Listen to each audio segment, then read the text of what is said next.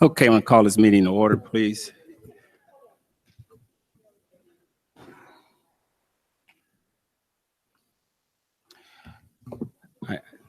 I need a motion to have on the floor to make for the Secretary Pro Tem, to have a motion for Secretary Pro Tem. Moved by Board Member Gasparo. Have a second? Second. Second. And the motion for Galbert, Board Member Galbert. Have a voice vote. All in favor, say aye. Aye. Aye. Any nays? Motion carried. Let us have a roll call, please. Do we need a President Pro Tem? No. Oh, okay. Mr. Anderson? Mr. Brown? Aye. Mrs. Gasparo? Here. Dr. Hall? Mrs. Sanders? Mr. Teray? Here. And Mrs. Galbraith is here. Okay, let us stand for a pledge.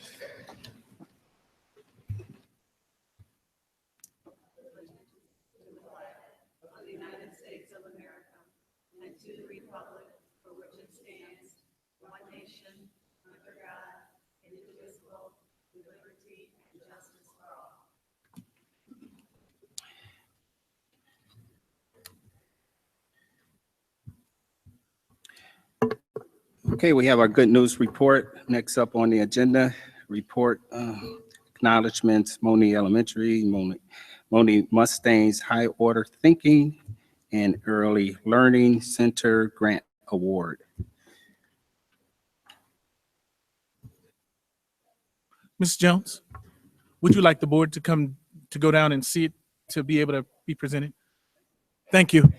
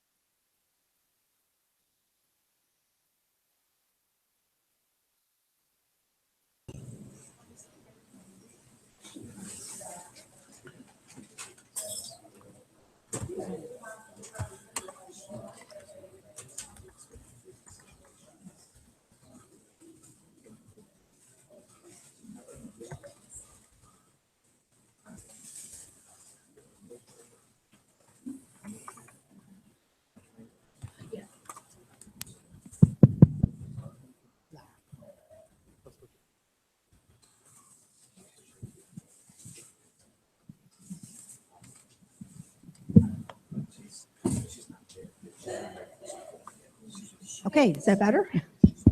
Okay, good evening. Amos and I are here to talk a little bit about our higher order thinking activities that we have been working on for the past couple of years. Each year we include something different and deeper that we want teachers to do. We'll talk about questions. For several years now, we've been using Jerry Valentine IPI walkthrough, instructional practice inventory, and we did get a handout that you can look at later. In the back, we do have a copy of what all of those numbers mean. There's a norm that we are to fall into, which we are currently in the norm. We are always striving to have more of what they're calling these 5s and 6s, which are the higher level activities. 5s is the higher level activity for students when they are interacting with each other, possibly creating something together or doing a project together. 6s is what they are doing individually, whether it's writing a narrative, or writing a division problem, or whatever it happens to be.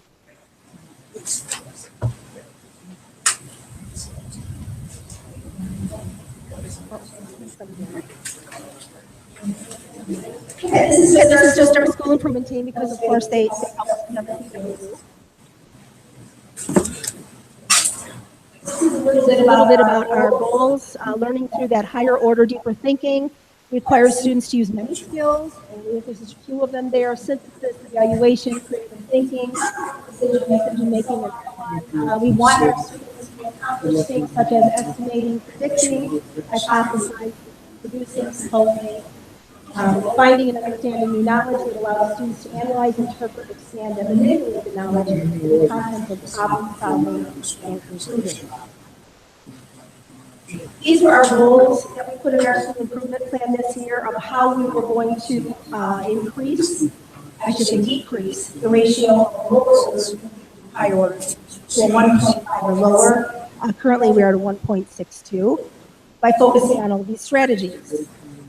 And a few of the strategies that we talked about were, again, reviewing the statistics every year, what those numbers mean. We were working together with staff to come up with ideas of how to take the lesson that might just be a teacher-directed lesson and get into one of these high-order activities.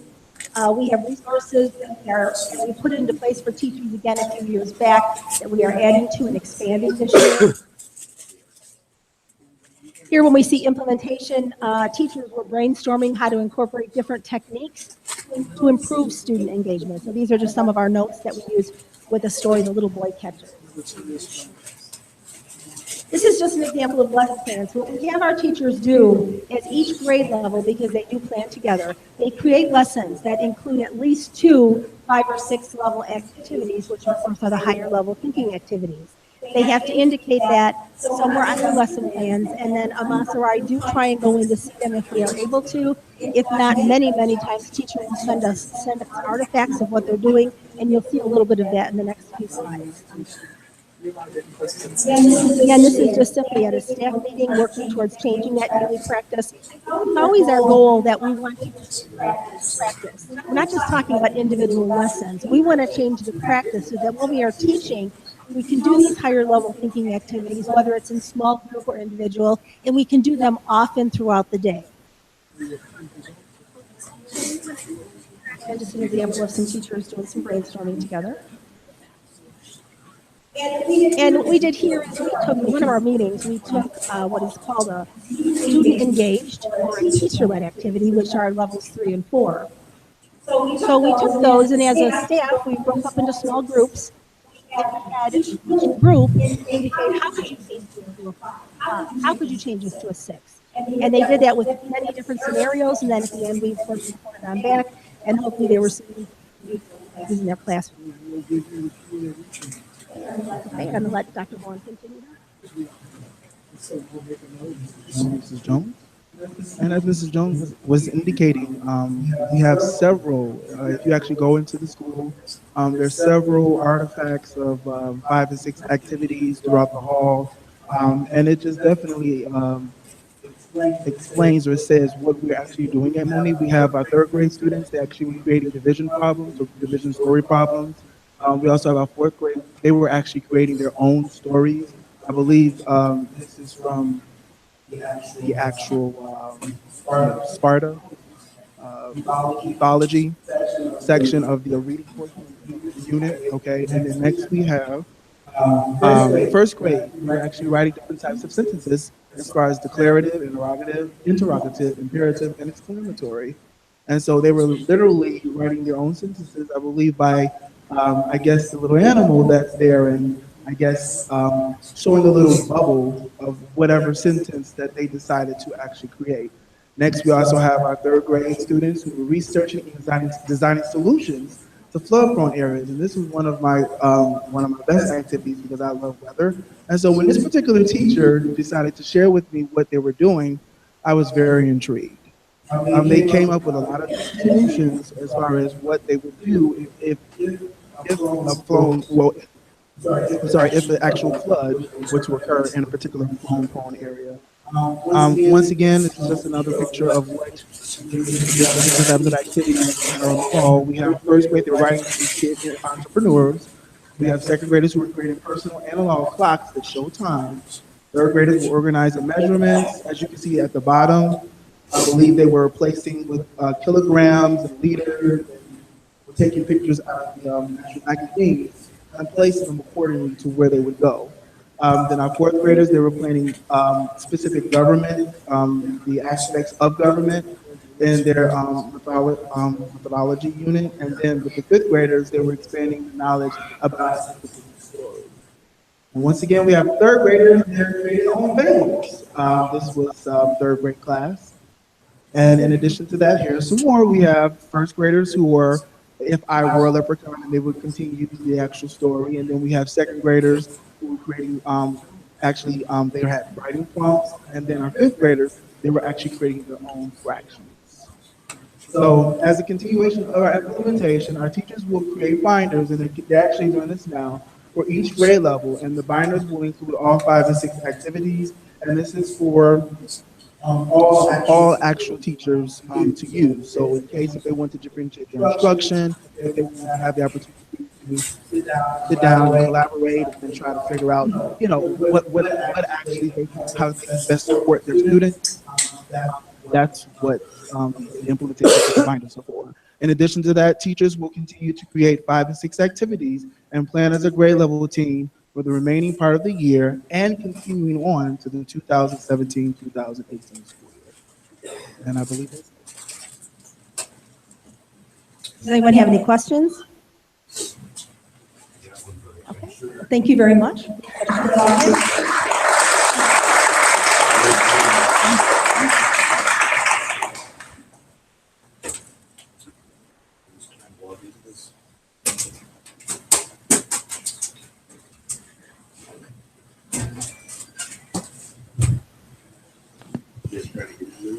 Good evening, everyone.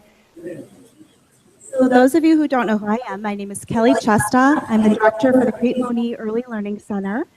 And I have some really good news for you. Back in December, I received a letter from the Illinois State Board of Education indicating that our Preschool for All program is in good standing. And because we're in good standing, they were allowing us a one-time opportunity to apply for additional funding. So, of course, I had to jump on that. I got my school improvement team together. We met, we thought about all the different possibilities of how we can improve our learning opportunities in our school, and decided to focus on our courtyard to have our outdoor learning experiences improved. So I took that idea and I budgeted some amounts. I completed all the documentation, sent it back to the state, heard back from them Monday, April 3rd, and found out that we were awarded $17,000. So we're extremely excited. It just shows you there is some funding out there. We just have to find it, and we were very fortunate. So we're going to keep up all that good work at our Early Learning Center, and hopefully make sure we have some good opportunities for them to learn to improve their learning environment. So I just wanted to give you a couple ideas of things that we're going to do. In our outdoor area, we have playground equipment that we put together about 2 years ago. They raised enough money through our PTO. We did a community build. It was very exciting. We even had our superintendent and Dr. Williams out there helping us. I don't think we ever want to see mulch again. But our equipment gets a little warm when it's hot outside. So our little ones, they need something a little cooler. So I found a shading system that goes along with this equipment. So we're able to purchase that now with this funding. And then, of course, additional exploration activities out in the playground. Maybe we have found a water table system that is pretty exciting. We're going to get that for outside. And then, of course, all those magnifying lenses, digging, anything that can get them to exposed to those learning opportunities. So we're going to beef up that area. But I just wanted to share with all of you, we were really excited. Thank you for giving me this opportunity to share with all of you tonight.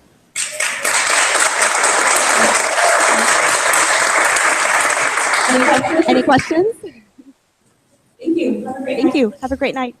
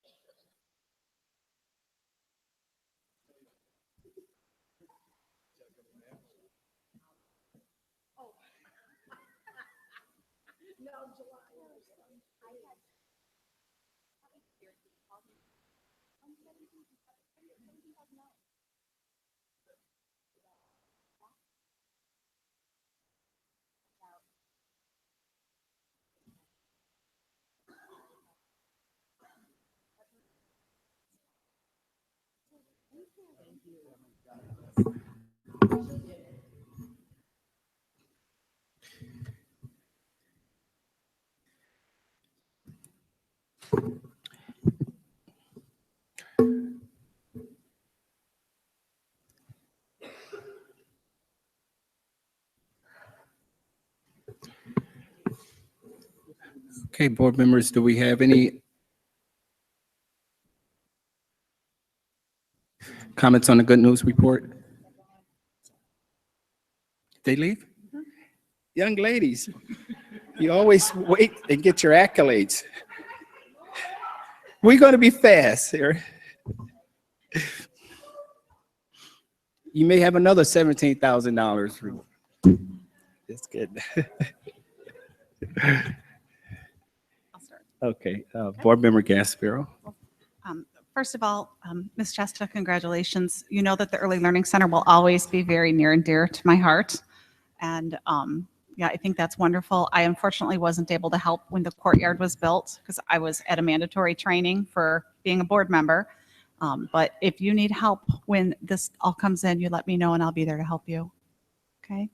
And Mrs. Jones and Dr. Vaughn, thank you for all you do at Monee. I've seen the difference that this higher order thinking does. And I've been subbing when the staff comes around and does their walkthroughs. And just the difference that I've seen over the years is tremendous. So thank you very much for all you do for our students. Thank you. Anyone else? Well, Kelly, you know your little ones have my heart every time I'm over at the administration building and they're coming and going. It's amazing what you do for our young ones. Thank you from the bottom of my heart.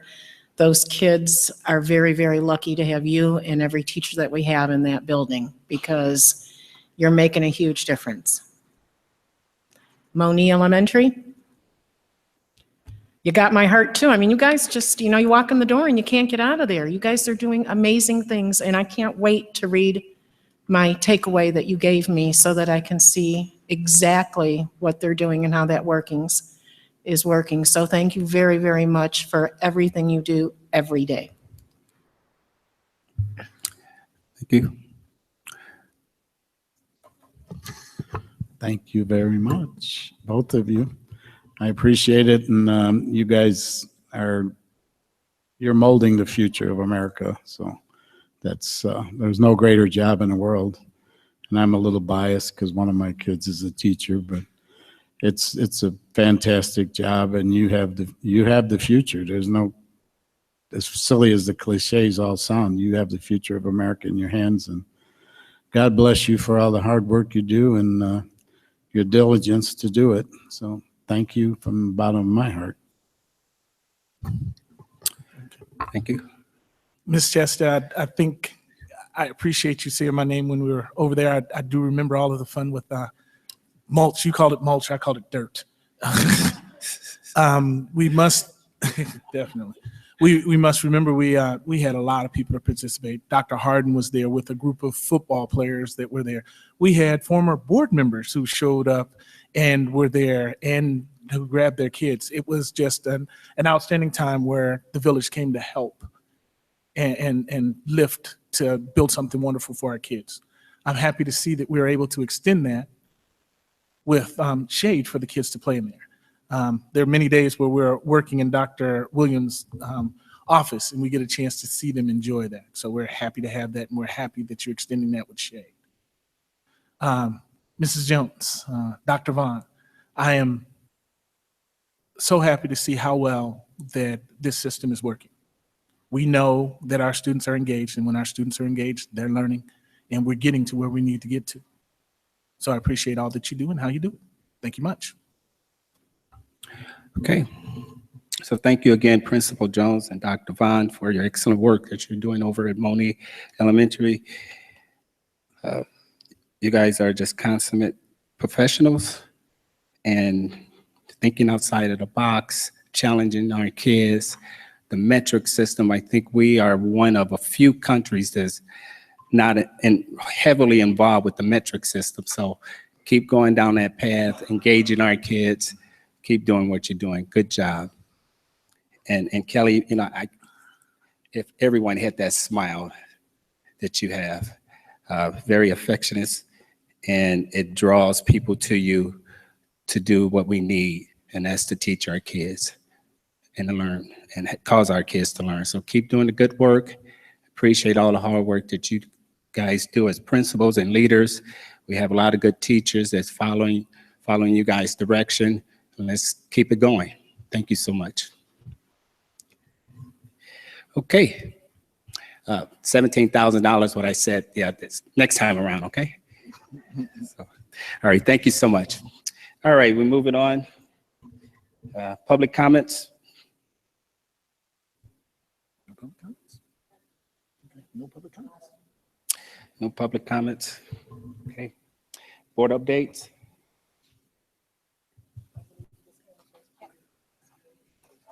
That is correct. I'll start. Okay. Back in March, I'm on. They can't hear you. Better. Back in March, I was lucky enough to go to Denver to attend the NSBA annual conference, the National School Board Association.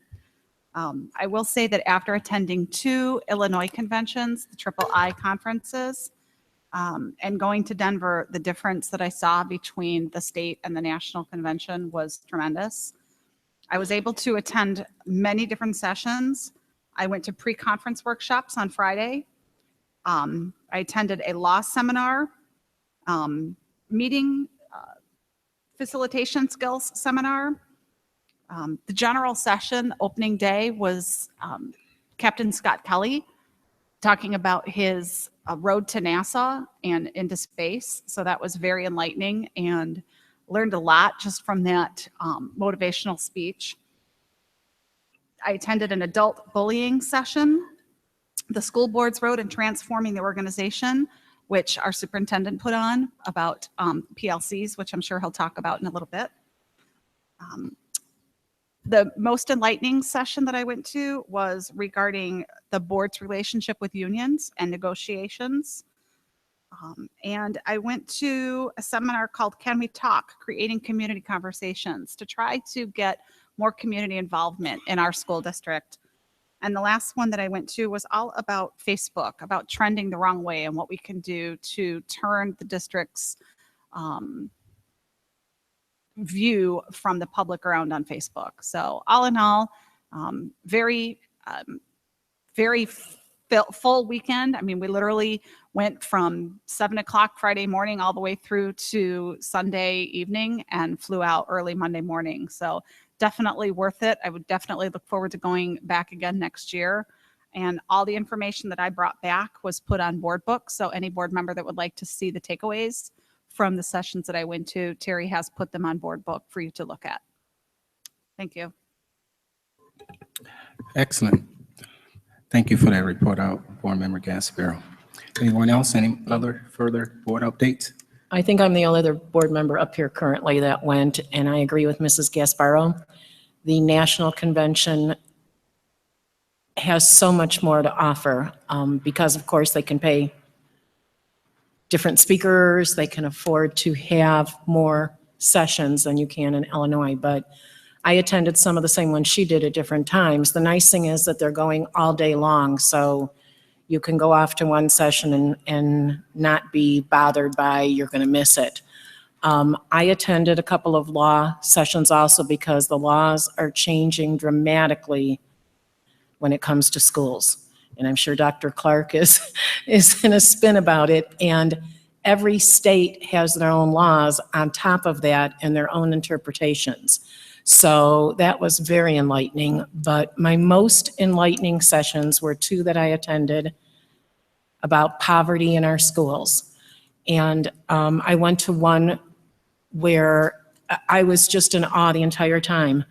So I also have all of my handouts given to Terry, and Terry did post them for all of our board members.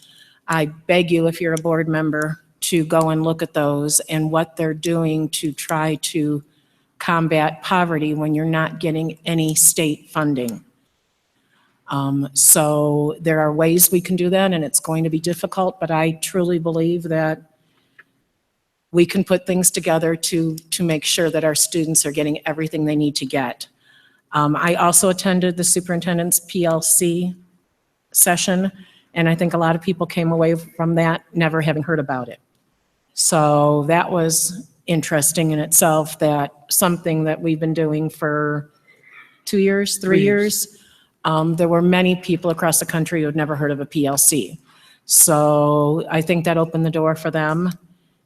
And the speakers that they have 3 general sessions, and each one seems to get better. So it was an experience that I appreciate being able to take, and I hope that everybody can look at the handouts and gain something from them that I did.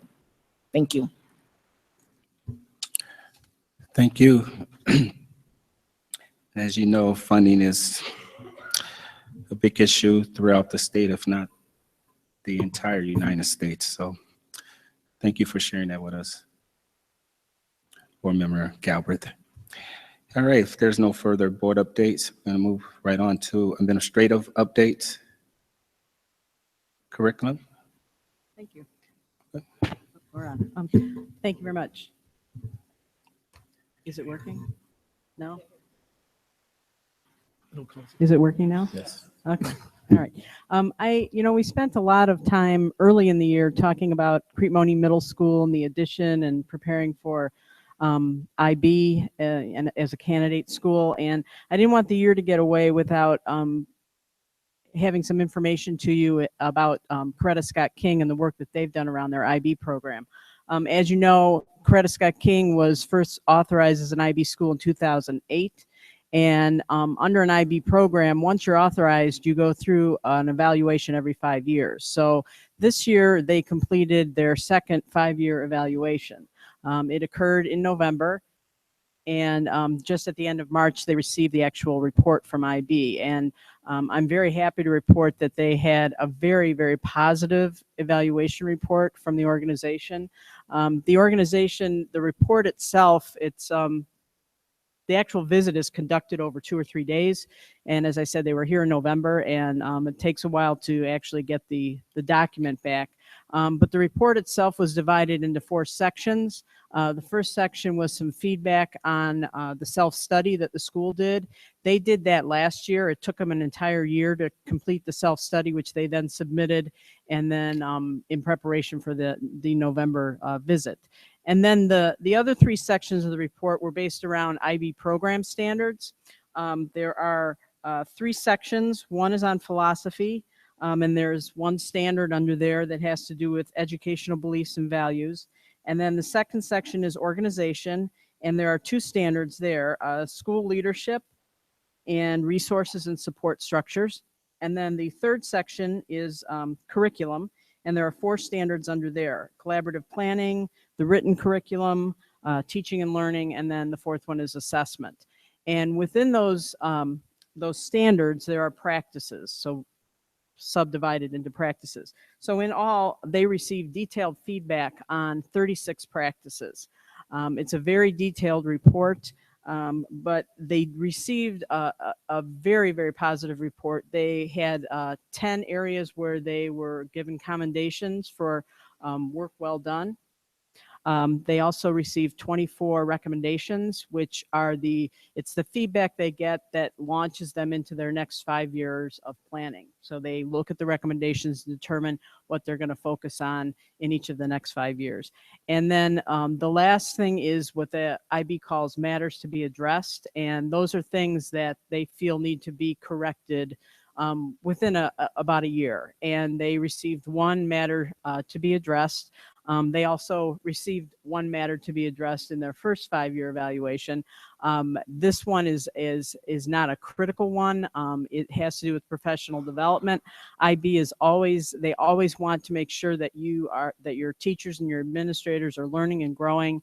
And so they really want teachers to be attending IB sponsored professional development. We have a 5-year PD plan for the school, and that plan will be submitted to IB before the deadline, which is in December. So I feel we have that really well in hand, and the school's been doing an excellent job. And so I'm very happy to report that they went through this very rigorous process and they received pretty much a glowing evaluation report.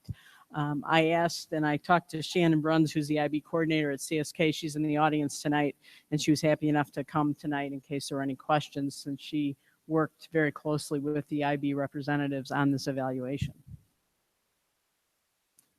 Wow, excellent. For the sake of those lay people who may not know the acronym PD. Professional development. Okay, thank you. Because I had to think about it. Sorry, Put it in proper context.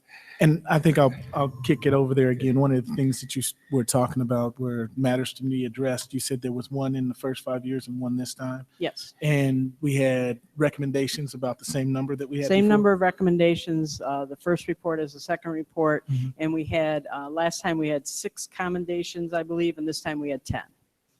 Outstanding. Shannon, I don't know, is there anything you want to add?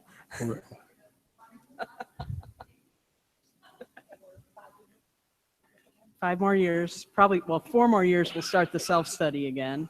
And then in the 5th year, we'll have the next evaluation visit. You sure you do not want to make any other further comments on live TV? Get a chance? All right. Well,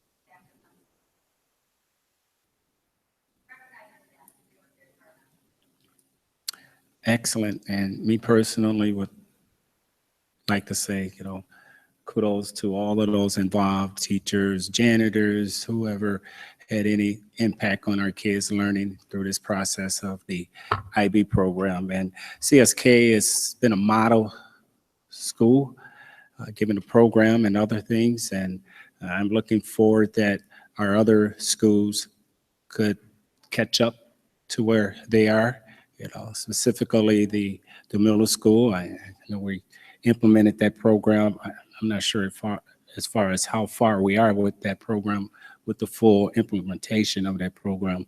But nonetheless, we are on the right path. So thank you for your hard work and your staff as well. Thanks, Laura. You're behind the scenes doing a lot of the work, I know. So any further comments? I Okay. have a comment. I also want to say congratulations to the staff there. I know all of the hard work that goes in on a regular basis, and to be able to implement a program and do it successfully, that's 2 different things. So we're seeing that the IB program continues to be a great program for our students, and I'm glad that we have plans to expand it even more. So my question is, I've, over probably the last couple of years, have talked to some teachers there. Are we, and maybe I missed this, I apologize, but are there plans, just like in education, things change, things evolve, the IB program has evolved. Are there plans to do additional training? Is there a need to do additional training in any way? Well, for our staff? IB has different categories or levels of training. So, you basically start out with your introductory training, category 1, category 2, category 3. And they have trainings on specific areas once you get through the first couple of basic trainings. There's training on assessment, there's training on exhibition, there's training on some teaching and learnings. So part of what we've had to do in the last few years is we've had some new staff members that have gone to that school. So we've had to get those people trained. Right. But we also now are trying to have a greater focus on the people that have been there for a while and making sure that they can now go and get those other trainings to build on the knowledge that they already have. Okay, so do we have a plan in place, or is it just We do. discussions? We have How we have a 5-year plan. as far as training? Training, Okay. yes. Thank Was you. that one of the requirements that they asked us That to was do? Is actually the matter to be addressed, was that Okay. we participate in more IB-sponsored trainings. We had a little different, maybe a slight disagreement in philosophy about training. They would like us to send teachers out to the initial IB training as soon as they get to the school, so before they've ever taught. So, in August, send them out before the school year starts. We've had success with letting teachers get settled into the school, learn from their colleagues, and then sending them out the following summer or spring after they've experienced it a little bit more. They seem to have a greater takeaway from that training once they have a better idea of what IB is. I think that was really one of the things that we had a slight disagreement on with them.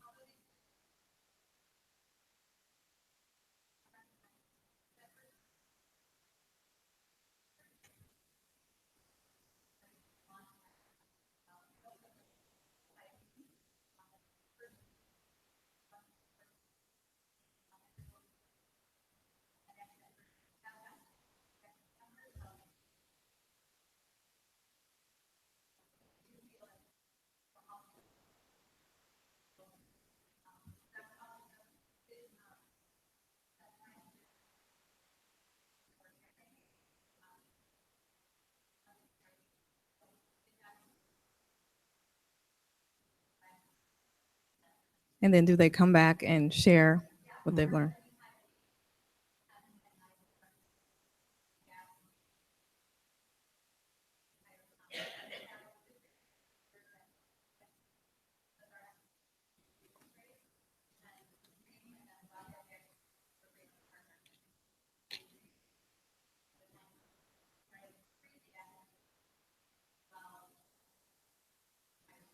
Okay, thank you. Excellent. Okay, I'll actually turn it over to Dr. Hall. And Nate is up next. All right, Dr. Cunningham, you're up next. Thank you. Okay. It's universally understood that through research and practice that the purpose of school improvement is to increase student achievement at the classroom level. Researchers, politicians, practitioners have worked so hard to directly influence student achievement by way of the classroom that they may have missed an opportunity to powerfully influence the classroom indirectly. Rosenhaus states, if we look at only the outputs of a school and not at the structures and the processes influencing them, we'll never learn why organizations such as schools work and how positive incomes are brought about. We suggest then that a more expansive definition of school success, one that addresses social organizations, will help us to better understand how it works. Done correctly, school improvement is a systemic process that requires school district guidance and support. While in Denver, I had the opportunity to look at how other organizations were doing school improvement. I had a chance to speak about the successes we have here with school improvement, and a chance to mix our information with others to find ways to improve our processes. I spent time in a few sessions about professional learning communities. We're doing it here, but you can always learn some more from others. I spent some time in sessions about improving our meetings. I've practiced some of those techniques on a cabinet. I hope they like it. If not, they're still gonna get it. Finally, I had a chance to see how motivated communities like ours are to sustain and improve in education. Everybody there is out to improve in public education. And it's something that is important nationwide. The trip will help us move forward in our school improvement processes. And I just would like to thank the board and the community for sending me to Denver. Thank you.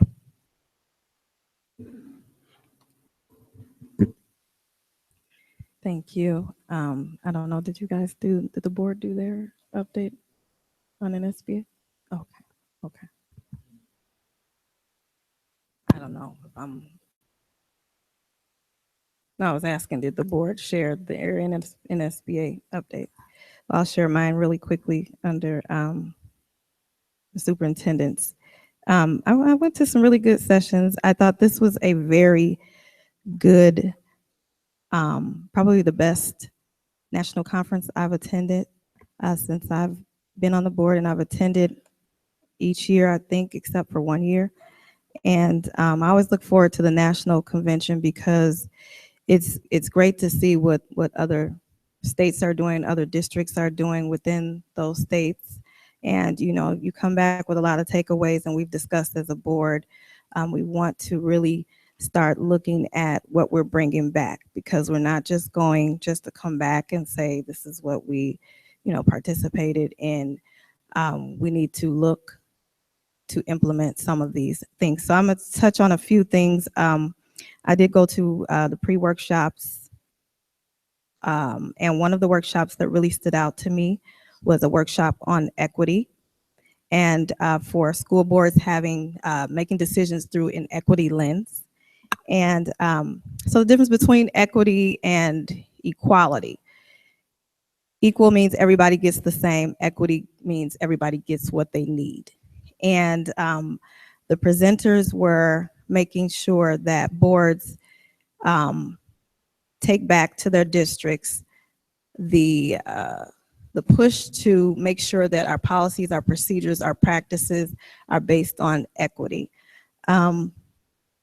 A lack of equity, they said, can lead to disparities. And these disparities can be even starting in the classrooms. So in the classroom, if as a teacher, you are giving one child a privilege and not the other, you know, and there's no rhyme or reason for that, that can be looked at as a disparity. There can be disparities in your policies, special education, how we discipline our students, access to rigorous coursework, disparities in our workforce, disparities in our district and board leadership. And so in this presentation, they encourage school boards to create an equity policy where we state that, you know, what we do will be based on what's best for everyone. And that doesn't always mean everybody gets the same. So I have these, they passed these out. Can you take one? Oh, absolutely.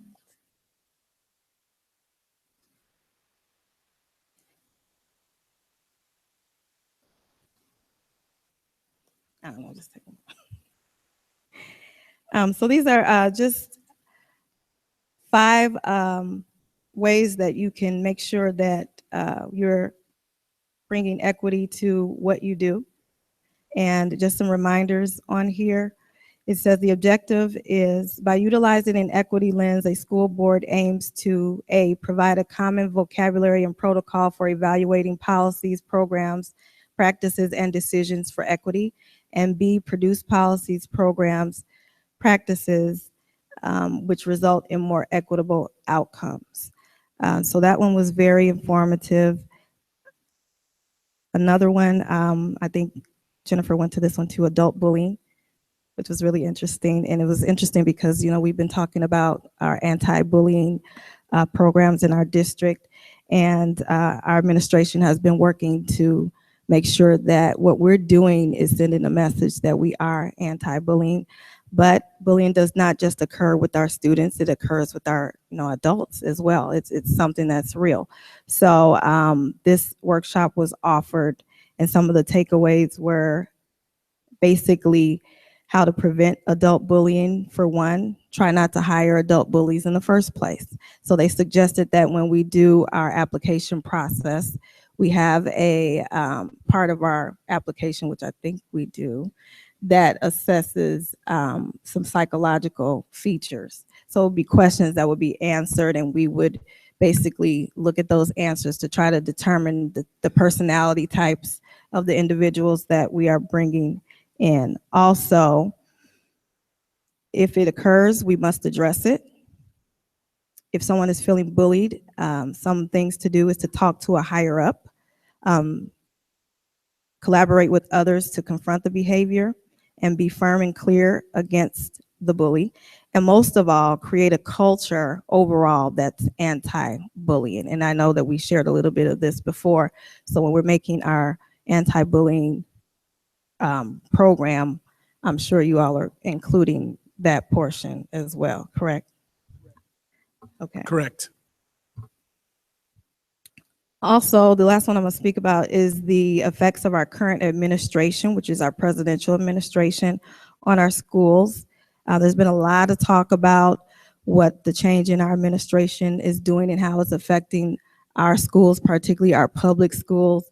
I've expressed before to the school board, the National School Board Association has taken a firm stance that they support public schools. Our current administration, actually our current Secretary of Education has been known to support school vouchers, charter schools, and has donated to those things. One thing I learned was there are things that, and I might have mentioned this before, but voucher scholarships in some states where big corporations can actually donate into these scholarship funds, and students can apply for these vouchers and get money so that they can not go to their neighborhood schools and they can take it to a private school or, another, type of school.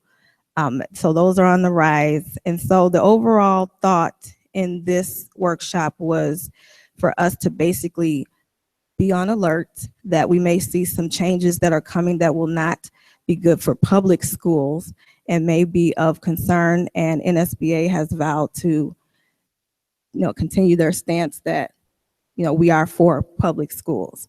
And lastly, we had a couple of speakers there. Were very good. Ariana Huffington from the Huffington Post. One of the things I took away was she encouraged us basically saying working 12 to 15-hour days is equivalent to driving without sleep. And a lot of us, we go and go and go and go and go, and we don't take the time to take care of ourselves. So she, encouraged us to not overwork ourselves. She shared her own experience where, she had become overwhelmed and it affected her. And Wes Moore was one of the speakers. And one thing he encouraged us with was, you don't have the luxury of telling students if they will not achieve. The most important question you will be asked is, who did you choose to advocate for? So basically, we should be our students' biggest advocate while they're here, and we should encourage our students to be their best at all times. And that's what I have. I didn't know. Go ahead. Okay, I had a little addition for the superintendent updates. I was going to update the facilities master plan as I told the board I would do real quickly, not in depth, but really quickly. The facilities master plan is a fiscally responsible strategy for managing the short and long-term facility needs of our district through new construction, infrastructure upgrades, and renovations. The original FMP was presented and passed on October 15, 2015. The FMP merged collective recommendations from the Facilities Planning Committee, consulting members of the district, and community forum and feedback. It included the key recommendations of adding a sixth grade wing to Crete Monee Middle School in the fall of 2015, building a large new elementary school for the fall of 2018, improving Coretta Scott King Magnet School for the fall of 2018, improving Talala Elementary, fall of 2018, improving Monee Elementary School in the fall of 2018, and improving athletic facilities at CMHS in the spring of 2019. So why an FMP? Why does the district need an FMP? Before the FMP, Crete Monee School District 201U had identified needs of $89 million that included $66 million in facilities needs and $22.1 million in operational needs. At the time, there was about $22 million in funds available. Anyone can see the significant discrepancy between the needs and the available funding. The district needed a fiscally responsible strategy for managing both short and long-term facility needs of the district. This plan included new construction, infrastructure upgrades, and renovations. The reason we had to go to that plan is we had a report on our schools that included Crete Elementary School that had a grade of F, the sixth grade center, which we have closed, that had a grade of F, and every other school having a grade of C, with a B for Crete Monee Middle School at the time, and 2 A's with our two newest schools, Monee Elementary and Crete Monee High School. Just clarification. You said Crete Monee. Did you say middle school? Or Middle B? school had a Okay. grade of A B at the time. Okay. Phase one was completed. That's the construction of an $18.5 million addition to Crete Monee Middle School to accommodate sixth grade students. That was done. The sixth graders moved to Crete Monee Middle School, and Crete Monee Middle School started with the middle years IB program for the fall of 2016. CSK became a K through 5 school in the fall of 2016. I am recommending changes from the original facilities master's plan. Instead of 1 new elementary schools, I suggest that the district move to a grade center concept. The reason that we would go to a grade center concept is to ensure that we can have balanced classes. One of the challenges that we have in our school district, the way that we're set up now, is we have many schools that will have a high number of students, say a class average size of 32 or 33, and then have another school just across the way that has an average class size of maybe 22 or 23. By making this more efficient, going into a grade level concept, we would need 1 new intermediate elementary school. We would need to expand one of the current elementary schools to a primary center, expand the current school choice school, and move and expand an elementary school. We would also have to consider closing an elementary school, moving from our current 9 buildings to 7 buildings. I plan to work with the Community Relations Committee to get input from our community, gathering input from all communities, meeting at each one of the 4 major communities for input and discussion, and develop a final plan for recommendation to the Board of Education for September of 2017.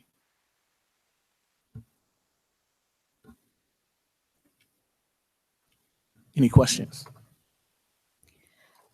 The plan that you're proposing, you have a time frame exactly as far as when we start on the starting to finish to? Yes, one of the things that we're going to have to, we would start to work on the new elementary school if we were approved, if the board would approve in 2017, in the fall of 2018. That would be step 1. But I didn't want to put too many things in because we want to make sure that the community has an opportunity for input for each one of these. It is my suggestion for us to move to grade center concept, but it's important that we give our communities the opportunity for input on this. They need to understand it because we want to make sure that we are as efficient as possible. One of the things that we have now is our high school and our middle school. They're basically grade level centers. If you live in the district, you know where you're going to for your middle school and for your high school. Currently, we have a map that we've gone through a couple of times where there's a determination by your address for your elementary school. And we do have some confusion at times where people think they moved into this section and they're going to this elementary school when they're actually assigned to another. What did you say about CSK? Or? An expansion of CSK. We would do more students in CSK. So, but that would remain It would remain a K through 5 international baccalaureate school. Any other questions? You called it an intermediate grade center? So that's K through 5? No, an intermediate grade center would be basically 3 through 5. So what are you doing with K to 2? They would be in the early learning center. which we would take another school to be. Right now, we would build one intermediate center or the young center. We're working on what we do with. Okay, so 1, 3 to 5, Yeah, there would be 1, 3 to 5, 1 K to 2. 1 K to 2. And then what about, are we going to leave ELC alone? We could leave ELC alone. Our current plan would be leave ELC alone where they are. But there Okay, so were, you're talking 3 schools. yes. I think Okay. I would like to see how this works out on paper. Maybe we can talk about it at a committee of the whole meeting. Of course, Because, I but- mean, it's hard to visualize just hearing Right. about this for the first time right now, so. Right. I just promised that I would have something for you and an outline Yeah. of where we're going so you'd know. I told you I'd do that this month and I wanted to make sure I did it. Yeah, that's a lot of change. You can bring that to the next committee of the whole meeting. Yes, ma'am.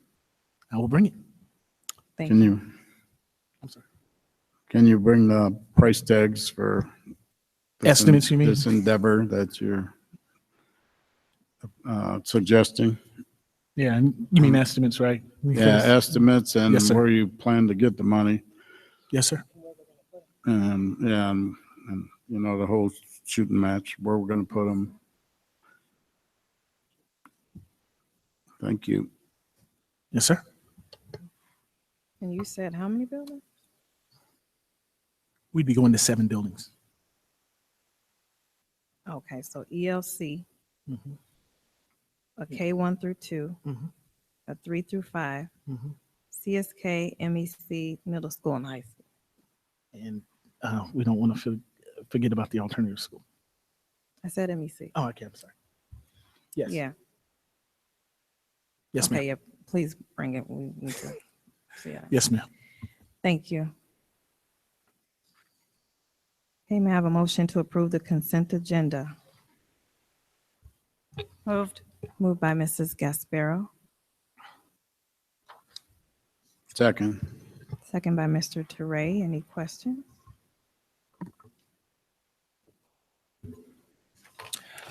I do have a question regarding the hiring, potential hiring of our new, Isn't that That's in the the action report. That's an action report. Yeah, that's under the consent agenda. That's in the action report. yes. Okay. Okay, any other questions? Ms. Galbraith? I need to read that first, right? Oh, that's right, I'm sorry. Go ahead. Okay, consent agenda approval. A, superintendent. 1, regular meeting minutes of March 21st, 2017. 2, committee of the whole meeting minutes for April 11th, 2017. 3, committee of the whole meeting closed session minutes of April 11th, 2017. B, business. 1, approve March 2017 payroll. 2, approve March 2017 accounts payable. 3, approve year-to-date treasurer's report updated per FY16 independent audit. And 4, approve budget calendar. C, curriculum. 1, approve CMMS 8th grade Washington DC field trip. And D, donations.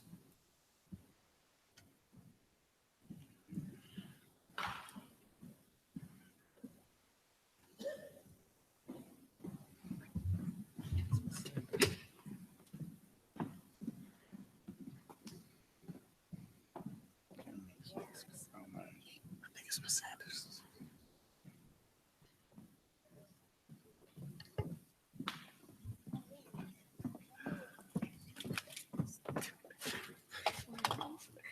We had to make sure we were safe. Oh, gosh, okay. Go ahead. Oh, that, okay, sorry, got thrown off there. Okay, Mrs. Galbraith.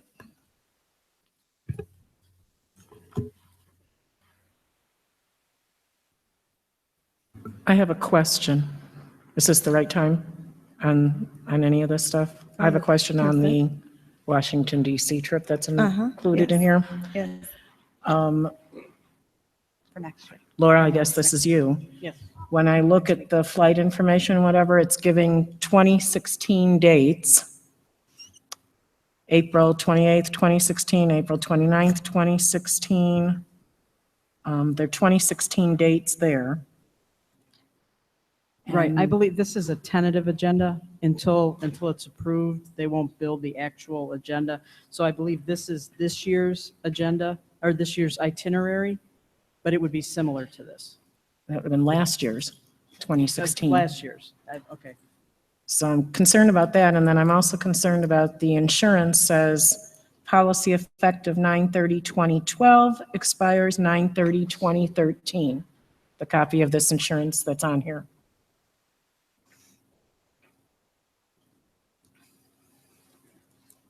I missed that. Okay. Yeah, I'm sure we can get an updated one. So those are two things that I want to bring to the forefront on that trip.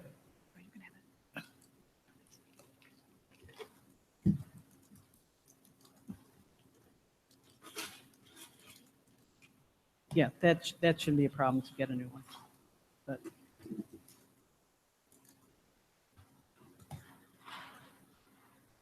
So do we need to pull that until we have correct information, or how does this work?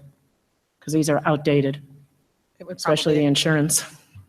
it would probably expire before they go and have to be renewed anyway. Usually just a year long. we But I can mean, get- we're talking 5 years. Well, we can get all, once it's approved, they'll give us the exact itinerary. We will build that, and I can probably get it tomorrow. Get the insurance tomorrow.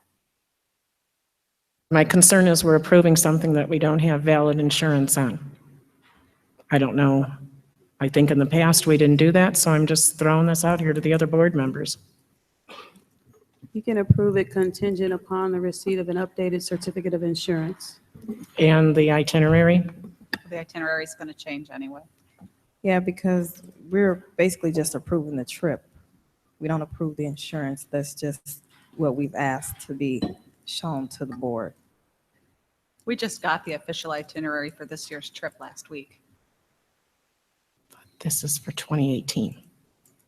And for this year's trip that they're going on next week, we literally just got the official itinerary. In the past, we've always wanted valid insurance. I'm bringing it up to the board that currently we do not have valid insurance.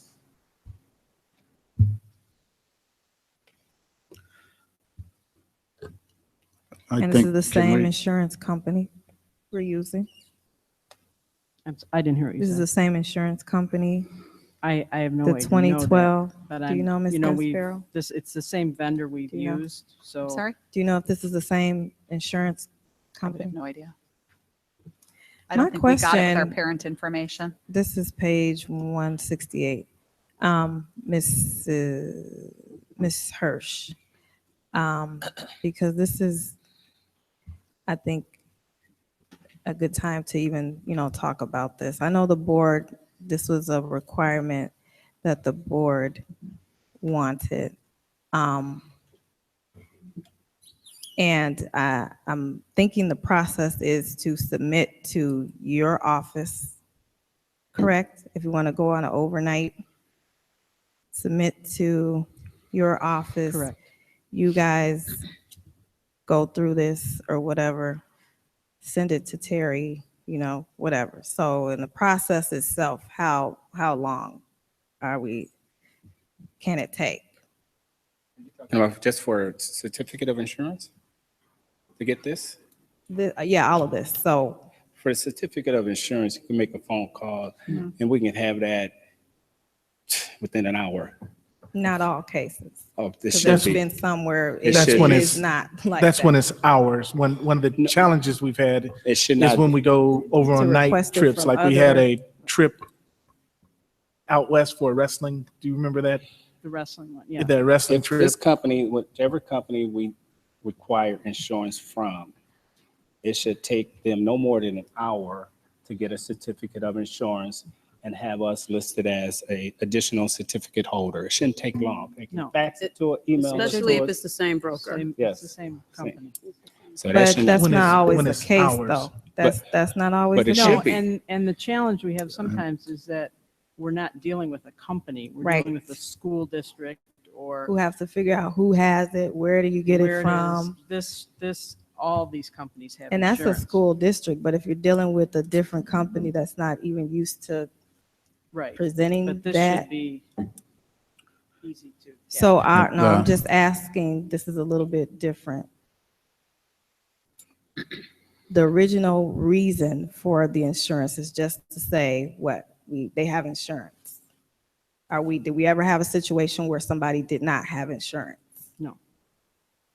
So again, I'm going to pose to the board, what is our reasoning for requiring our teachers, coaches, whoever else to get this thing? I don't want to sound insensitive to our student safety, but I don't think we're using companies that don't have insurance. I don't think we're using venues that don't have insurance. If that's the case, and their reputation is like that, we wouldn't be a part of it. We're asking, organizations that are well known, like IHSA or whoever, produce a certificate.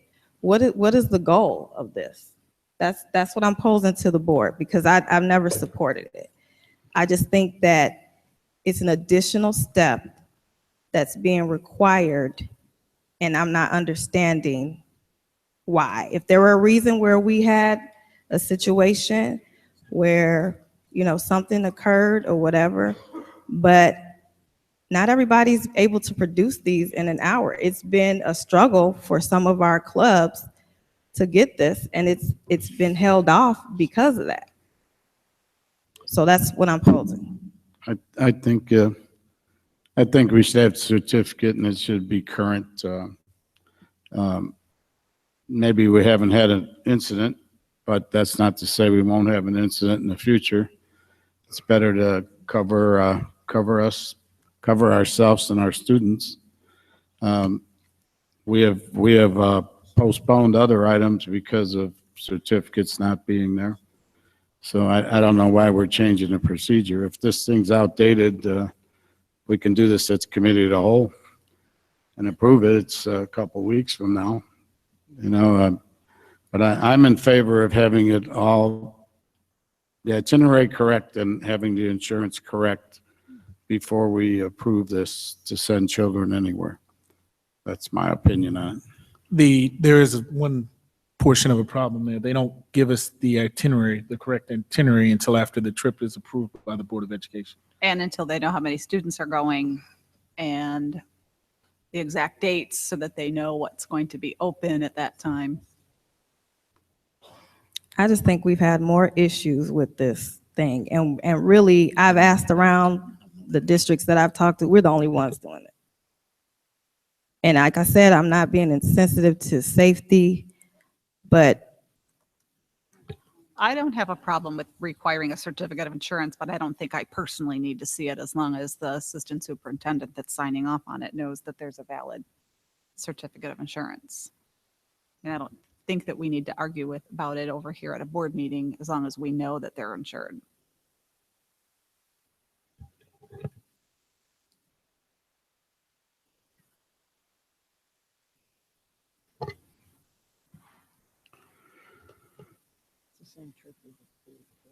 so It's the same trip. the question now is, are we approving this with the contingency that one will be provided, or does the board desire to delay the approval? I desire to delay. I don't know what the others. I believe we need the valid certificate of insurance. You see the news every day. I'm okay as long as we get the updated certificate. I said I'm okay as long as we do get the updated certificate. They're having, I know there's plans, if this is approved tonight, they're planning to have a 7th grade parent meeting in May. I don't have the exact date. So if we can, if we do wait, if we could do it as soon as possible. I don't want them to have to push the parent date back, because it impacts the parents' ability to deposit and fundraise, and gives them, we're trying to give our parents and families as much time as possible to raise money for the trip. And there is a discount to the families for booking it early. I mean, Mrs. I Sanders. apologize. I didn't catch the certificate of insurance, and But it's the same vendor, it's the same trip that we've approved for the last 4 to 5 years. In the past, it's had a valid. Yes, it's always had its certificate.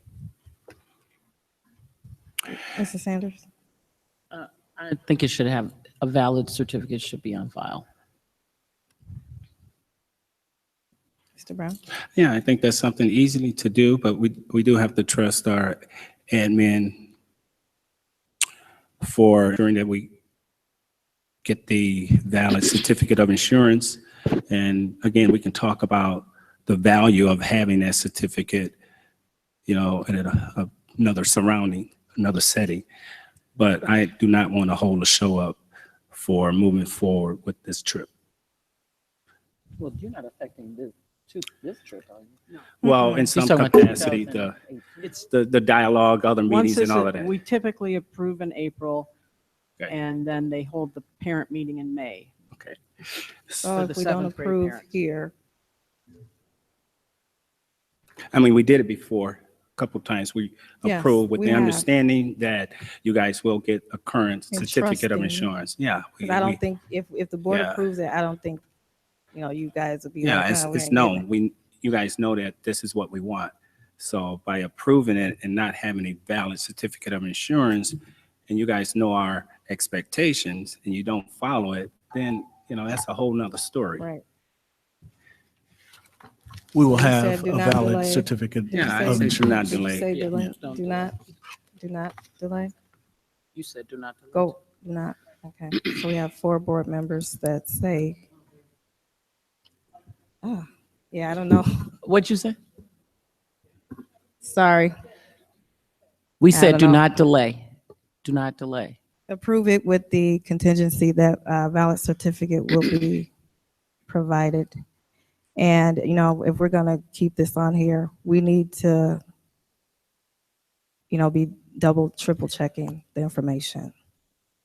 Because really, this should have been a just smooth process. Okay, so We need to revise So our, this is the approval of the consent agenda contingent upon the valid certificate being provided and on file.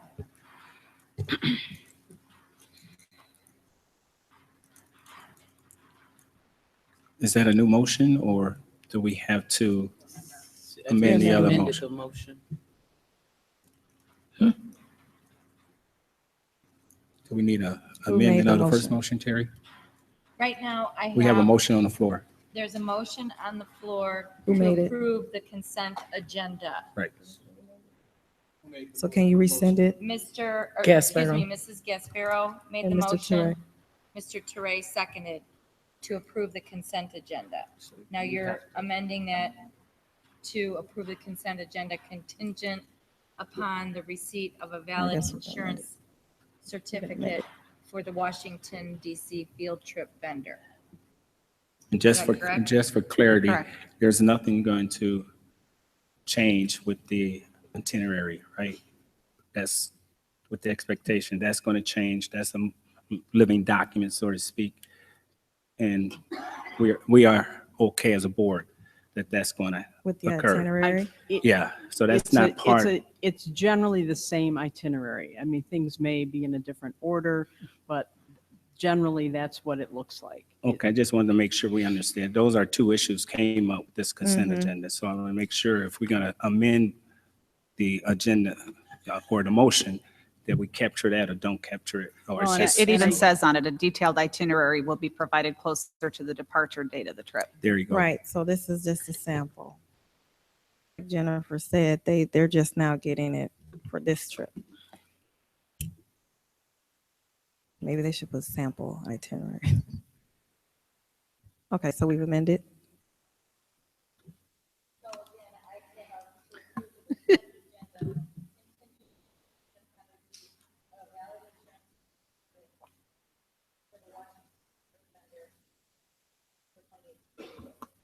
Yes. So move.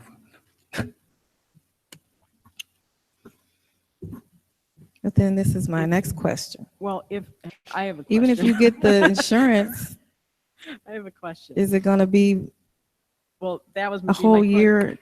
My question here is what they will provide us is their current Right. insurance certificate, which may expire before the date of this trip. We can certainly get, looks like an annual If you look at it, policy. you usually go year by year. So Correct. whatever month that So it just expires, carries over, right? that's if they They renew still have it, to they renew renew it, it. though. But it usually go, and I can't see them expiring it. But So what's the date? If we are listed as the additional insured or the certificate holder, we will get a notification that the certificate of insurance has expired. So it looked like theirs expired June 30th of 2017.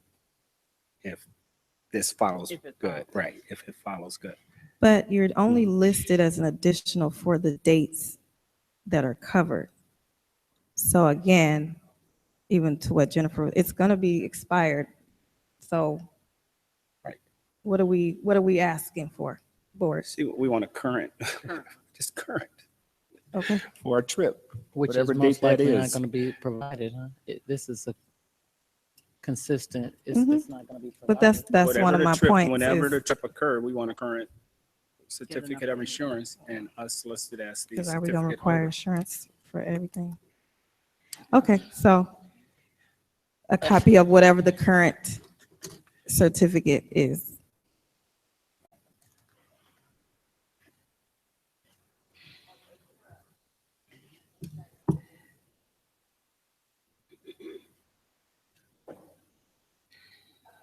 So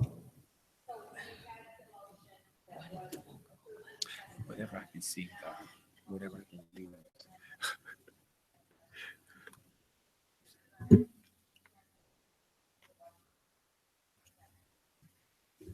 yes, thank you. Now, Mrs. Galbraith. Mr. Brown, Aye. Mrs. Gasparo, Aye. Mrs. Sanders? Aye. Mr. Teray, No. Dr. Hall, Yes, aye, sorry. and Mrs. Galbraith is an aye. Thank you. I would like to, it has been requested that we move our closed session up from item number 12.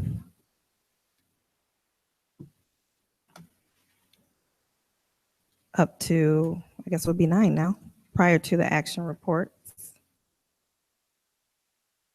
May I have a motion to move our closed session up to occur before our action reports as item number 9?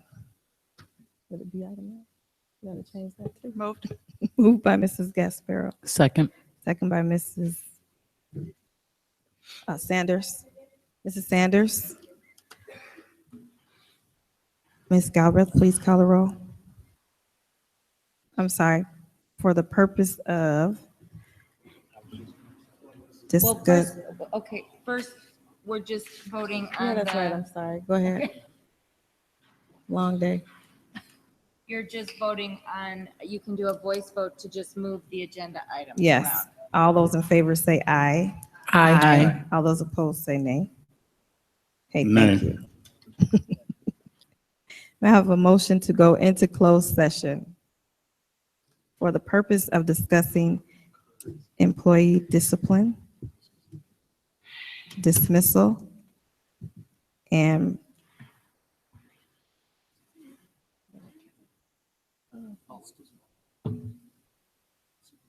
evaluation, sorry.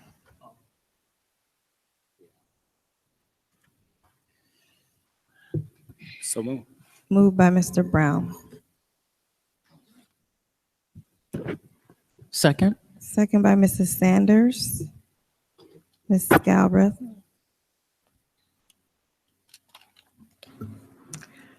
Mr. Teray, No.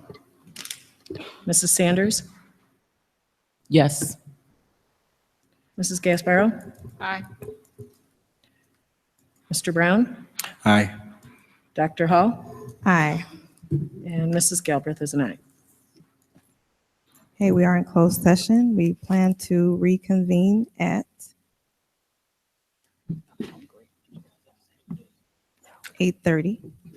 Should we If- go past 8:30, we will come back out and inform our public. Thank you.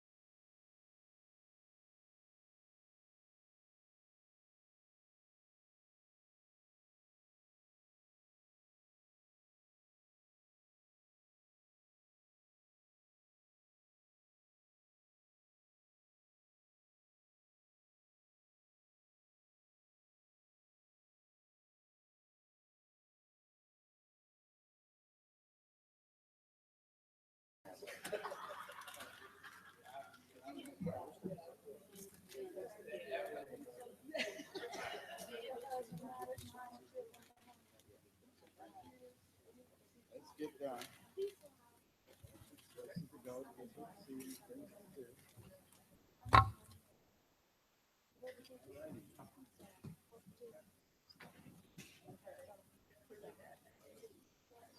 No, it's not that complicated.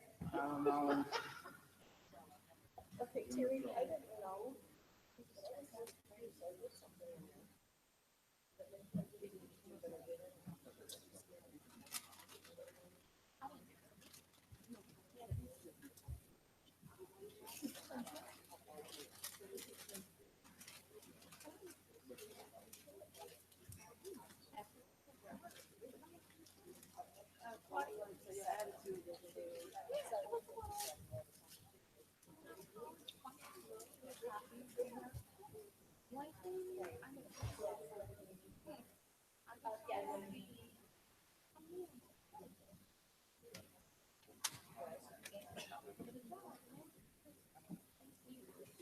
Okay. Dr. Harden, look at you. How are you? Good, sir. How are you? Good.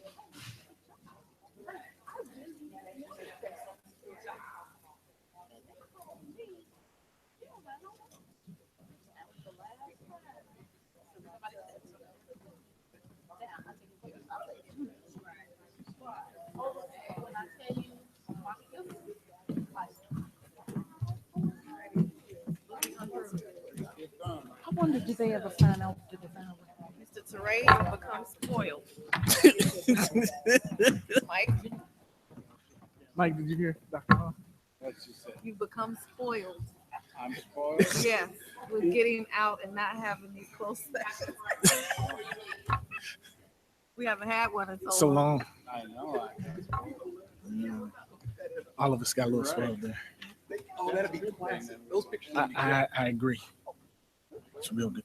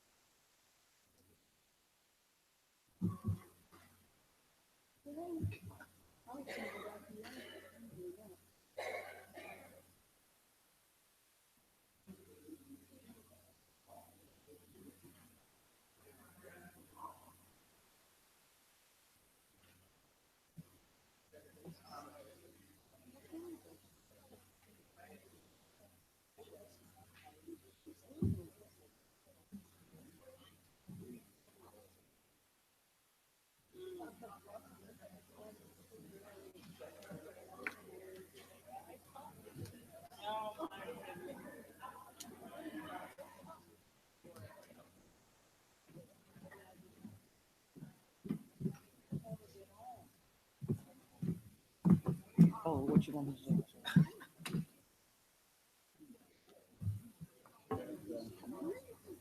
Oh, no, come on, let's just. You know, You mess with me. I'm struggling because they've done it all the time. But y'all, it's y'all battle to deal with it.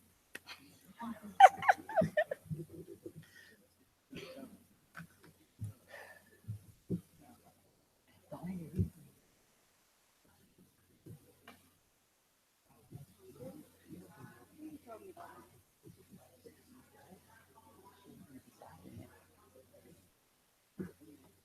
so she's gonna come in and fire her input, right? If y'all hold it over, right?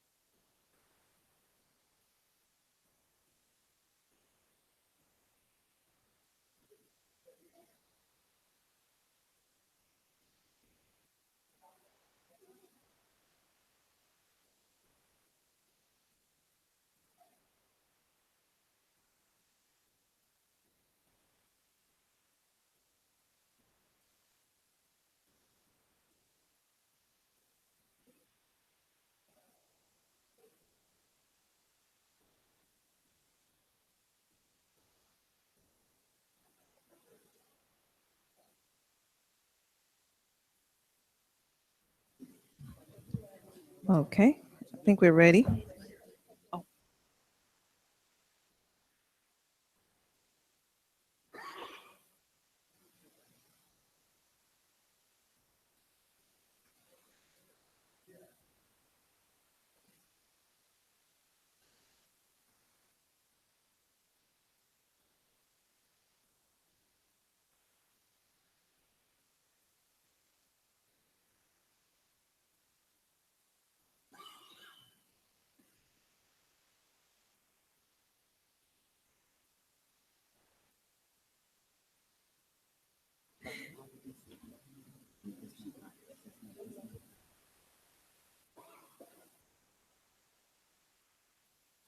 All right, may I have a motion to come out of closed session? So moved. Moved by Mrs. Sanders, Second. second by Mrs. Gasparo. All those in favor say aye. Aye. All those opposed say nay. Okay, we are resuming with our action reports. Superintendent, LUDA membership. It is time to renew the membership of the Large Unit District Association for the 2017-2018 school year. The membership serves as our lobbying voice in the state legislature and at the State Board of Education. The organization also serves as a critical avenue for professional development and continued education for administrators and staff through several statewide conferences and networking opportunities. I am currently a member of the LUDA board. They are getting us information that I am funneling through our FYI to ensure that we know what's going on in Springfield. It is the recommendation of the administration that you approve this renewal of the association. Any questions? Okay, please take the roll. Mrs. Galbraith.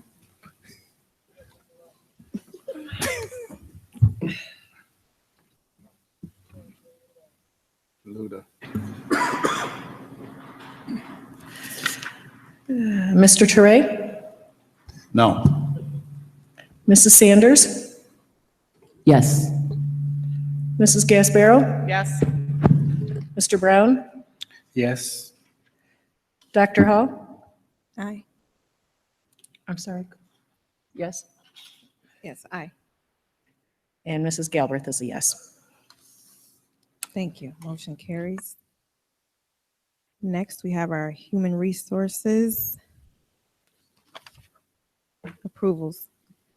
May I have a motion to approve the employment of certified staff, the reassignment of certified staff, the leave of absence for certified staff, the return from leave of absence for certified staff, the intent to retire from certified staff, the resignation of certified staff, the dismissal of certified staff, the employment of educational support staff, the reassignment of educational support staff, the leave of absence for educational support staff, the return from leave of absence of educational support staff, the intent to retire of educational support staff, the resignation of educational support staff, and the dismissal of educational support staff. Moved. Second. Moved by Mrs. Galbraith, second by Mr. Brown. Okay, the personnel report reads as follows. For certified staff employment, Kenneth Surma and Kelly Webster. For certified staff reassignment, Brandon Birmingham, Marjorie Trish. For certified staff leave of absence, Mayetta Ali, and a subsequent leave of absence for Mayetta Ali. Cynthia Heisel, Ashley Navas, Judith Pappas, Marjorie Trish, and Caitlin Wells. Certified staff return from leave of absence, Eileen Hunter, Irene Koliavas Rodriguez, Rebecca Murtaugh, and Megan Schmidt.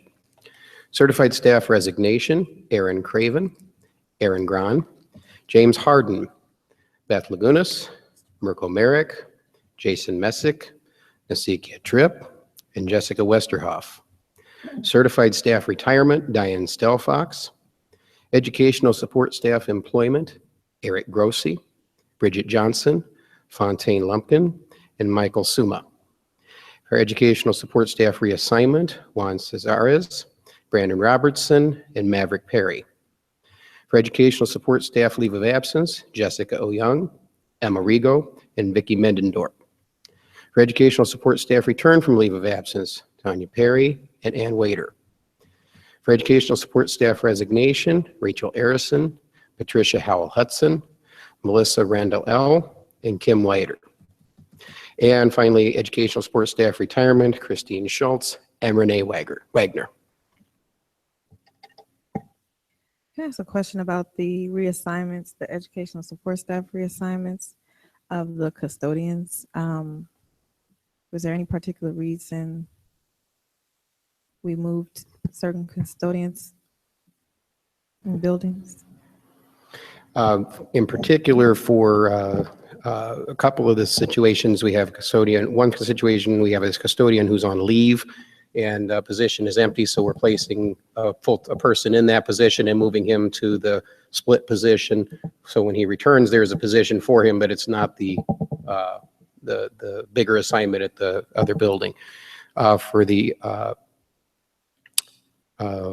one, it's bringing him up from being a substitute custodian to being a full-time custodian, and for the final one, it was simply, I believe it was a shift change for one of the custodians, and it was just moving those two to correct that. Okay, thank you. I have a question for you. On the reassignment to Dr. Harden's position, Marjorie Trish? Yes. I want to understand, a person that's internal here in this type of position, we have the authority to reassign anytime we want to reassign. Is that correct? We do have the authority to reassign people. So I guess my question to you is, why are we doing this in April and not taking a look at anybody that may have more high school principal experience? I'm going to defer that question to Dr. Cunningham. When we took a look at our internal staff and the time of the year that it is, I have no doubt that Ms. Trish is our best candidate. I spent time with many of our staff members who would be qualified to take care of the position. And then after talking to them, I sat down with the cabinet, and we as the cabinet agreed that the best candidate was Miss Marjorie Trish. At this time, it is awful late to go out to try to get a principal. Many of the times, I mean, I did the job of assistant superintendent for human resources for 5 years in a much larger district. And when you get to this time of the year and you're trying to put in trying to get out a search for a principal, most of the best candidates are gone. I guess that just leads me to the question, and I know it's open-ended question, but if we don't advertise and don't see what's out there, how can any of us know what's out there? I mean, I don't know how you can make the assumption that there's nobody qualified in the Chicagoland area or the state of Illinois or anywhere else when we haven't put the feelers out there. When we have the authority to reassign Miss Trish, if we wanted to, a month from now or a month and a half from now, she's working there. Dr. Harden's not going anywhere to the end of June. I'm confused on why we don't at least take a shot at it for 30 days and see what we got. That's the only thing that I'm confused about. I understand what you're saying, and I tried to be clear. This is the best person for the position. It's not only getting a person for the position, it's also continuing the work that we have going on in our high school. There is nothing more important than being able to continue that. There is this thing called an implementation dip that you normally get when you have new staff that comes in, assuming that you could find one that is qualified for one. We don't need to have implementation dip. We need to go through here as smoothly as possible to continue on the route that we're going. And Ms. Marjorie Trish is the best person for that.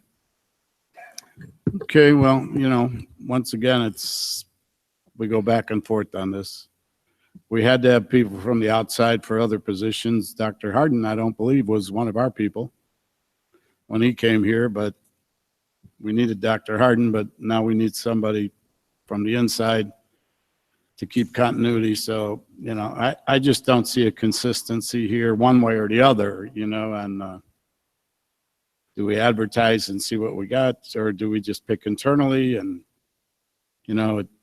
we've done this 3 or 4 different ways in the 3 years that I've been here. They wanted somebody So, from the outside. it just confuses me, but thank you for your answer.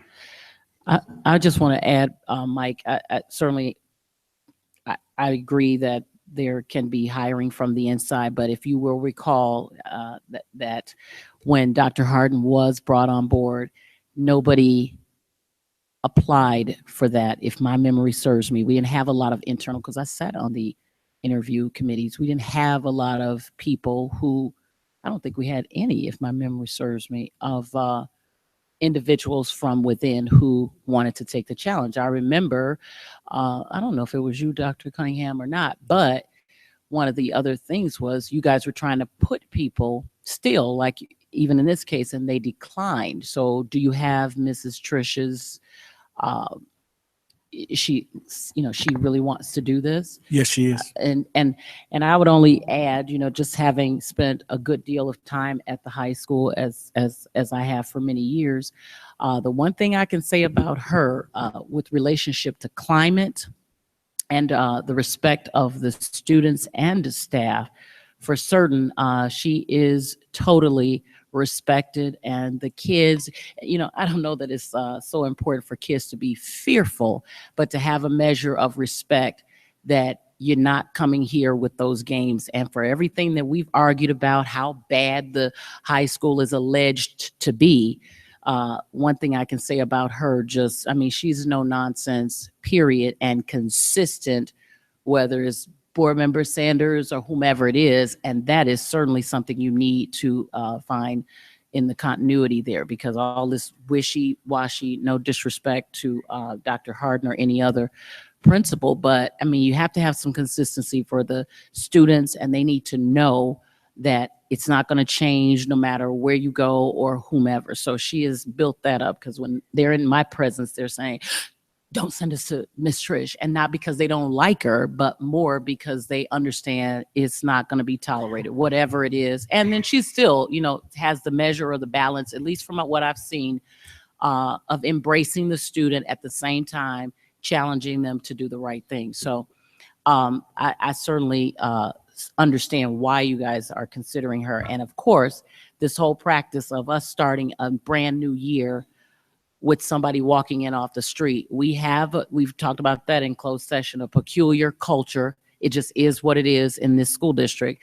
And somebody needs to have been at least around here. And again, you don't know what's going to happen, but it's certainly, you guys, we've argued about that in years past. Why can't it be somebody from within? So I'm a little surprised that we're having dialogue about this particular individual. And that's what I was saying in close, and I'll say it publicly again. I hope we need to stop this, depending on who it is, depending on who we're connected to, then we make a decision based on that. If a person has the qualifications and they're good at what they do, I've read several emails from some of the board colleagues that say the person has done a good job. They're connected to the students. The 8th grade students know her quite well. These freshmen here know her well. What are we asking? What do we want? Except to be fair and equitable. So that's my take on it. I would like to just make a few comments. I have seen great strides in the school thanks to Miss Trish, no doubt about it. I did call superintendent yesterday. When he got out of his cabinet meeting, he called me back and we had quite a good conversation, took some time, went over what I thought were the main areas that we were looking for in a high school principal, because I'll be honest with you, this is a very, very important job that we're filling here. We've made wonderful steps forward, and I point blank said to him, I don't want to see any steps back. Tell me what she brings to the plate that I'm not aware of. You know, does she have this capability? Does she have that? There are things that she does not have. And Dr. Cunningham was very honest with me that there was going to be times when she was going to need the assistance to learn that part of the job. I spoke with a couple of other people, people who knew her, people who had great experiences with her at the middle school, have 1,000% background and believe that this is the right person for the job. When I talked to Dr. Cunningham, I made him assure me that she would get all of the assistance she would need without compromising the person who's going to need to help her. For instance, I'll just throw this out, say she needed help in the business field, that wouldn't compromise the assistant superintendent of business not being able to do their job, for instance. That's just an example that in the areas that are going to need help or concentration, that we would have coverage so that everything would continue to run smoothly across the district. He assured me that that would be the case. So I got off the phone with him, I made some other calls, I did some information, and she definitely is, as Kimberly, you have said, very strong in this school and in the middle school. So the incoming freshman, which I never thought of, no Miss Trish. So those are some of the things. It took me a while to adjust to it. Am I 1,000% sure? Maybe not, but I would have liked to have seen an outside search also. He's explained why there wasn't time for that. So, you know, we're going here and we should be okay. Thank you. Can you please take the roll?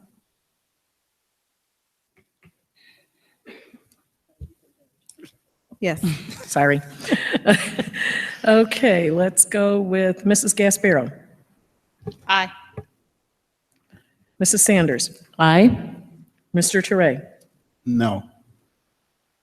Mr. Brown. No. Dr. Hall. Aye. And Mrs. Galbraith is an aye. Thank you. Motion carries.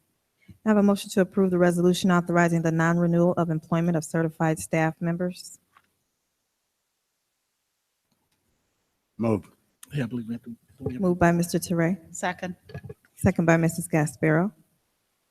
Mr. Neal. You have to read it. Yes. Yeah. The resolution. I believe the resolution has to be read. Is that correct? I don't believe we have to read the whole resolution. We just need to make sure the names are read.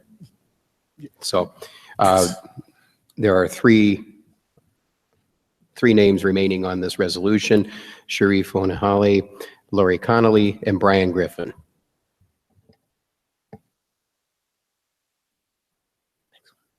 Sorry. Short list. Okay. Please call the roll.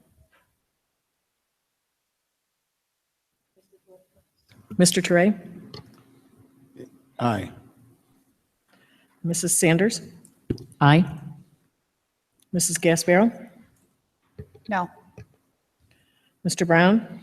Aye. Dr. Hall. Aye. And Mrs. Galbraith is an aye. Thank you. Motion carries. I have a motion to approve resolution for the honorable dismissal of certain teachers based upon economic necessity.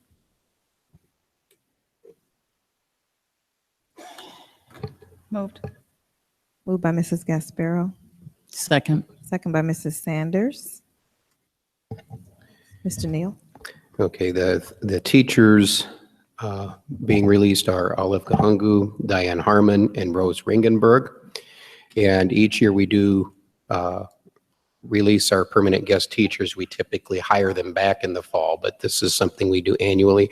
That is Angel Avitia, Catherine Benefield, Kim Dahl, Ayana Joseph, Yvette Johnson, Holly Mann, Stacy Mitchell, Florence Morales, Lisa Morris Hall, Marcia Smith, Phyllis Taylor, Joseph Tukes, and Linda Wright.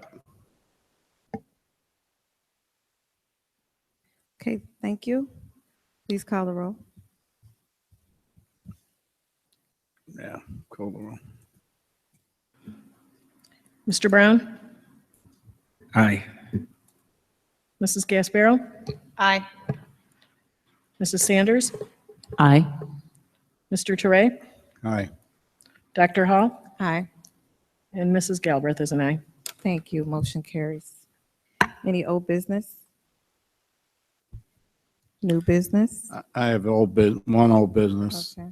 Did we ever get the numbers on the keeping the sixth grade center open? The economic cost, did we ever get that? How much the electric and the gas and everything to keep the building open? Mr. McLean has a spreadsheet that he has been working on to get all of your numbers for you. He expects to have it here pretty soon. I'm going to let him talk a little bit about it real quick. Real quick, right?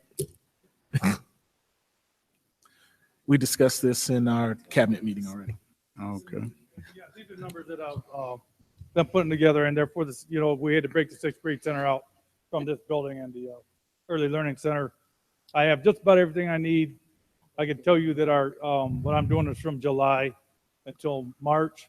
The only thing I have left to get is the March prices for electricity at 760 sixth grade center. But at the current time, we're running around without that March electric, but everything else, gas, water, everything else included, we're right around $47,000. But that does, of course, include the dome, which ran all winter, that ran heat and the pumps and everything. Minimal heat in the old high school, the sixth grade center, and the maintenance shop is also all part of that electric system. Gas is separate to the dome, and that's all. I'll show you a spreadsheet. It'll make it a lot easier to tell which how things are paired out. But, Just 47K total price? right, that is going to be probably once we get the March price for the electric average in. I'm going to say it's probably closer to 50. 50K for the 6-7 month period, whatever it Right, is. since school let out until March. Okay. And a big portion of that, what you were saying is a lot of the money is going to the dome, which Right, we're using. The dome has been full function, so. For full function. Okay. Thank you, sir. Okay. Any new business? Okay. I have a motion to approve dismissal of non-certified employee 2017-1A. Moved by Mr. Brown. Second by Mr. Teray. And please call the roll. Roll call.